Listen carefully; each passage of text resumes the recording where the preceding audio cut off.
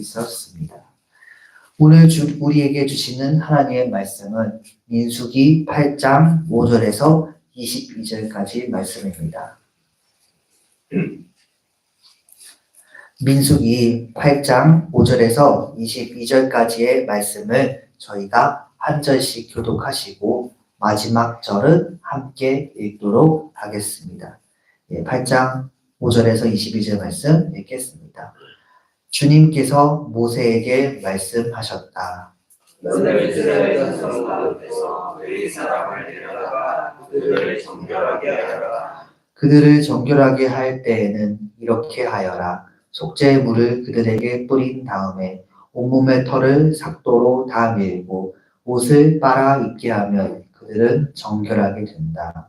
그들로 수송하지 않을 번제물로 가져오게 하고 후식 제물로는 기름에 반죽한 고운 밀가루를 가져오게 하여라. 너는 다른 수송하지 않은 가리를 가져다 속죄의 기름으로 삼아라. 그리고 너는 레위 사람을 회막 앞에 세우고 이스라엘 자손의 온 회중을 모아라. 네가 레위 사람을 주 앞에 세우면 이스라엘 자손이 레위 사람에게 그들의 손을 얹을 것이다. 그러면 아론이 이스라엘 자손을 위하여 레위 사람을 흔들어 바치는 제물로 주 앞에 바쳐야 한다. 이렇게 한 다음에야 레위 사람이 주를 섬기는 일을 맡아 할 수 있다. 너는 레위 사람이 수송아지 머리 위에 손을 얹은 다음에 한 마리는 속죄제물로 한 마리는 번제물로 다 주에게 바쳐서 레위 사람의 죄를 속하도록 하여라. 너는 또 레위 사람을 아론과 그의 아들들 앞에 세우고 나 주에게 흔들어 바치는 제물로 그들을 바쳐라. 이렇게 하여 너는 이스라엘 자손 가운데서 레위 사람을 따로 하나 세워야 한다. 그러면 레위 사람은 나의 것이 된다. 내가 이렇게 레위 사람을 정결하게 하고 흔들어 바치는 제물로 그들을 바친 다음에야 그들은 맡은 일을 하러 회막에 나아갈 수 있다. 이스라엘 자손 가운데서 레위 사람은 온전히 나에게 바쳐진 사람이다. 모세를 처음 들고 나온 모든 마지 대신에 이스라엘 자손 가운데서 그들을 나의 것으로 삼았다. 이스라엘 자손 가운데서 모든 마지는 나의 것이다. 사람뿐만 아니라 짐승도 마찬가지이다. 내가 이집트 땅에서 나의 모든 마지를 쳐서 죽이던 날 내가 그들을 나의 몫으로 거룩하게 구별하였다. 나는 이스라엘 자손 가운데서 모든 마지 대신에 레위 사람을 나의 것으로 삼았다. 내게 바쳐진 그 레위 사람은 이제 내가 이스라엘 자손 가운데서 구별하여 이스라엘 자손을 대신하여 회막에서 맡은 일을 하게 하려고 또 이스라엘 자손의 죄를 속하여 주어 이스라엘 자손이 성소에 접근할 때라도 재앙을 받지 않게 하려고 아론과 그의 자손에게 레위 사람을 주었다. 모세와 아론과 이스라엘 자손 온 회중은 주님께서 모세를 시켜 레위 사람에게 주라고 지시하신 대로 레위 사람에게 다 해주었다. 이스라엘 자손이 그들에게 그대로 해주었다. 레위 사람은 죄를 벗어 자신들을 정결하게 하고 옷을 빨아 입었다. 아론은 그들을 주님 앞에 흔들어 바치는 제물로 바쳤고 그들의 죄를 속하여 그들을 정결하게 하였다. 그렇게 하고 나서 비로소 레위 사람은 아론과 그의 아들들이 보는 데에 나서서 그들이 맡은 회막 일을 할 수 있었다. 주님께서 모세를 시켜 레위 사람에게 해주라고 지시하신 그대로 그들에게 다 해주었다. 아멘. 네, 오늘 새벽 예배 가운데 저희가 오늘 함께 불렀던 찬양처럼 부름 받아서 저희가 힘겹게 일어나 오셨고 혹은 어떻게 새벽에 눈을 떠서 오셨을 수 있겠지만 다 주님께서 부르셔서 이 자리에 함께하게 되셨음을 믿습니다. 오늘 말씀은 이제 역시 하나님께서 레위인을 부르는 말씀인데요. 오늘 저희가 함께 나누는 말씀, 이 민수기라는 성경 자체에 관해서 먼저 조금 짚고 넘어가는 게 말씀 이해에 도움이 되실 거라 생각이 들었습니다. 이 민수기라는 성경의 명칭 자체에 굉장히 흥미로운 뒷이야기가 있는데요. 민수기를 영어로 하면은 넘버스라고 합니다. 이 말 그대로 숫자들이라는 뜻입니다. 72명의 유대인이 고대 그리스어로 이제 구약을 번역을 했습니다. 그걸 72역이라 하는데 거기서는 민수기를 뭐라고 하냐면 아리트모이라고 해서 이 말뜻 역시 숫자들이라는 뜻입니다. 그런데 막상 번역 전에 히브리어로 보면은 민수기를 뭐라고 읽냐면 빼밋바르라고 해서 직역해 보면은 광야에서라는 뜻을 담고 있습니다. 다시 말해서 이 민수기는 번역되어서 저희에게 전해 내려오는 그 과정 가운데 유독 수를 세는 부분이 많았기 때문에 숫자들이라는 제목을 갖게 된 것입니다. 저희 민수기란 말 자체도 백성민의 셈숫자를 쓸 것입니다. 그런데 본래는 단순히 사람을 계수하는 것이 이 성경의 모습이 다가 아닌 것입니다. 모세가 이스라엘 사람들과 함께 광야 생활을 하면서 전한 하나님의 말씀들 또는 광야에서 있었던 여러 가지 일들을 모아서 기록한 말씀이 바로 광야에서라는 뜻에 어울릴 것입니다. 보통 성경학자들이 말하는 민수기에 더 걸맞는 모습이 원래의 제목에 걸맞는 모습은 그것입니다. 그렇기 때문에 저희가 오늘 말씀을 함께 나누고 또 개인적으로 묵상하게 되신다면은 이 성경이 민수기니까 또 수를 많이 계수하려나 그게 중요한가? 라고 생각하시지 마시고 본문에서 이 이스라엘 사람들이 광야를 모세와 함께 방황하면서 무슨 일이 있었는가 거기에 초점을 맞춰 보신다면은 말씀 읽는데 더 도움이 되실 것으로 믿습니다. 마침 저희가 읽은 본문에는 정말 때마침 숫자를 세거나 숫자를 읽는 부분은 하나도 없다고 볼 수 있겠습니다. 이 말씀을 한 절 한 절 보시면서 주님께서 모세에게 이 말씀하셔가지고 레위 사람을 어떻게 부르셔서 세우시는지 그 말씀을 보면 좋을 것 같습니다. 본문 6절을 먼저 다 같이 읽어보겠습니다. 6절입니다. 너는 이스라엘 자손 가운데서 레위 사람을 데려다가 그들을 정결하게 하여라. 아멘. 예, 이 이 절을 보니 레위 사람을 정결하게 하라. 이렇게 말씀드리고 있습니다. 여기서 정결하게 하라 라는 뜻으로 번역된 말씀은 히브리어로 메티아르타라고 하며 이 단어는 성경에서 이 의식이나 도덕적인 순결에 있어서 깨끗하게 할 때에만 사용된 단어입니다. 한마디로 하나님께서는 모세에게 이 레위인들을 깨끗하게 하라 하셨는데 그것이 단순히 육체적인 것이 아니라 도덕적으로나 의식의 의미로서 레위인들을 깨끗하게 하라 이렇게 말씀하신 것입니다. 그리고 레위인을 그런 의식이나 도덕적인 측면으로 깨끗하게 하려면 어떻게 해야 하느냐 방법으로서 등장하는 것이 이 본문인데 우선 레위인들에게 속죄의 물을 뿌리게 합니다. 그리고 레위인의 몸의 털도 싹 밀고 옷도 빨아 입습니다. 그리고 숫송아지를 번제물, 속죄제물로 한 마리씩 바치고 반죽한 밀가루를 소재로 드립니다. 그리고 그 다음 과정이 좀 주목해 볼 만한 과정인데요. 그 사람을 이 이스라엘 온 사람 앞에 세웁니다. 그리고 이스라엘 사람들이 그 레위인에게 손을 얹습니다. 위에 손을 얹어서 레위 사람들을 그렇게 하나님 앞에 드리는 것입니다. 본문 11절을 제가 읽어보겠습니다. 그러면 아론이 이스라엘 자손을 위하여 레위 사람을 흔들어 바치는 제물로 주 앞에 바쳐야 한다.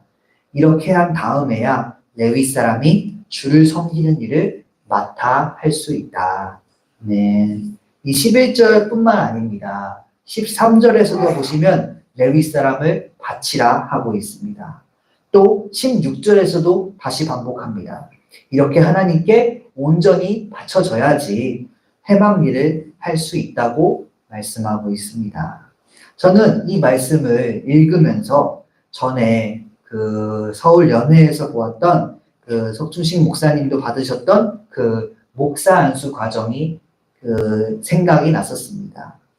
목사 안수 과정에서 제가 개인적으로 생각나는 장면이 있었다면 서울연의 감독님이 새로 안수받는 이 목사님들에게 일일이 손을 얹으셨고 또 사모님과 저희 담임 목사님도 손을 얹으셔서 하나님의 사역을 잘 앞으로 감당할 수 있도록 선포하고 기도하는 모습이 그 장면이 기억에 남았었는데요. 물론 오늘 본문의 레위 사람 그리고 지금의 목사님은 당연히 결코 같을 수도 없고 어디 비교할 수 없는 전혀 다른 직분이긴 합니다. 다만 제가 이 임명되는 의식의 과정을 상기를 했을 때 레위인은 하나님께 사람을 제사로 드리는 그런 의식을 치르고 목사님은 앞으로 주님을 더 잘 섬기겠노라고 임명받는 그런 부분에 있어서 제가 비슷한 부분을 묵상하며 느꼈던 것입니다. 저희가 다시 본문으로 돌아와서 20절을 또 읽어보겠습니다. 모세와 아론과 이스라엘 자손 온 회중은 주님께서 모세를 시켜 레위 사람에게 해주라고 지시하신 대로 레위 사람에게 다 해주었다. 이스라엘 자손이 그들에게 그대로 해주었다. 아멘.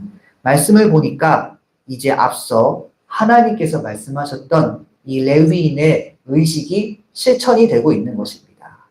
21절에서는 하나님이 모세에게 주신 말씀대로 진행이 되었습니다.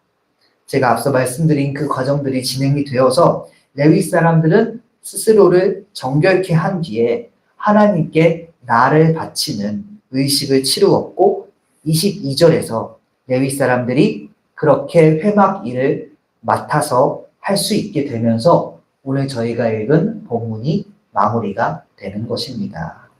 그런데 혹시 오늘 말씀을 들으시면서 아하, 하나님의 사역은 아무나 하는 게 아니구나 라고 생각하신 분이 있으실까요? 이 임명 과정을 봤을 때 어쩌면 이렇게 생각하실 수도 있겠다 생각이 들었습니다. 사역자는 이렇게 스스로를 바쳐야 하는구나. 근데 그러니까 나는 좀 쉽게 하기 어렵겠다. 이렇게 생각하면서 만약 부담을 느끼시게 되셨다면은 아니면 나는 사역자는 아니네 하면서 내 얘기는 아니네 하면서 오늘 말씀을 그냥 넘어가신다면은 그건 말씀을 묵상하는 데 있어서 아쉬운 결론을 내리셨다. 이렇게 말씀드릴 수 있겠습니다.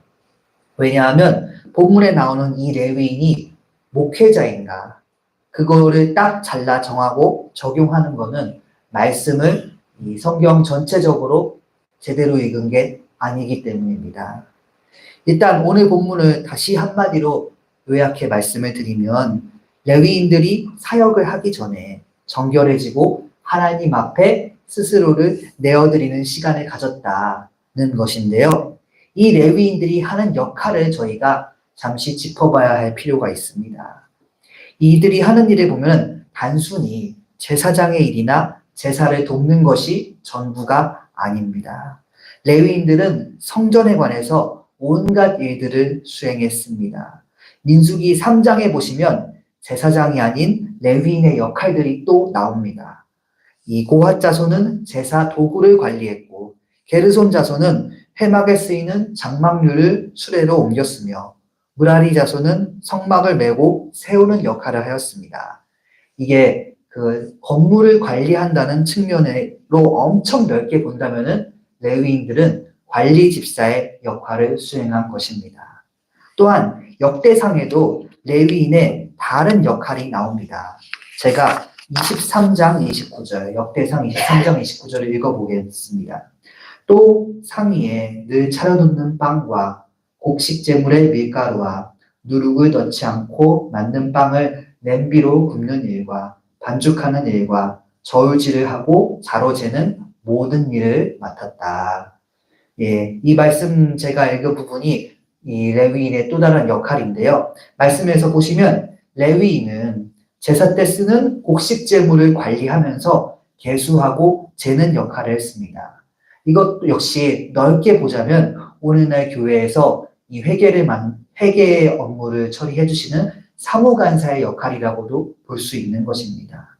또한 이 역대상의 다음 구절인 30절 그리고 25장 2절을 같이 읽어보면은 레위인에게 이런 역할도 있습니다.